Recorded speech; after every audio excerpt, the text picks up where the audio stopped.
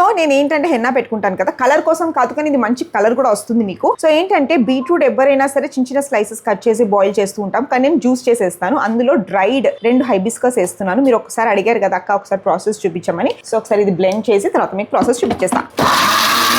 Beetroot hibiscus puree ఉంది కదా, ఇందులో నేను ఏమేమి వేసాను అంటే జస్ట్ టీ డికాక్షన్ 1 స్పూన్ వేసాను, మెంతులు, కలుంజీ సీడ్స్ రాత్రే మనం ఏదైతే వెజిలో చేయబోతున్నామో రాత్రే మనం పెట్టేస్తే ఇలా మనకి బ్లాక్ టెక్స్చర్ వస్తుంది అనమాట, ఇది సీక్రెట్. సో దీంతో పాటు ఇదిగోండి బీట్రూట్ ముక్కలు వేయకుండా బీట్రూట్ ఇంకా హైబిస్కస్ ప్యూరీ వేస్తున్నాను. ఇందులో మళ్ళీ ఫ్రెష్ కాఫీ పౌడర్ వేసుకోవాలి. సో కాఫీ పౌడర్ ఏంటంటే హెయిర్ మనకి చాలా అంటే చాలా సాఫ్ట్ అవుతుంది. సో ఇది నేను ఇలా చిన్న చిన్న ప్యాకెట్స్ పెట్టుకుంటాను ఇంట్లో.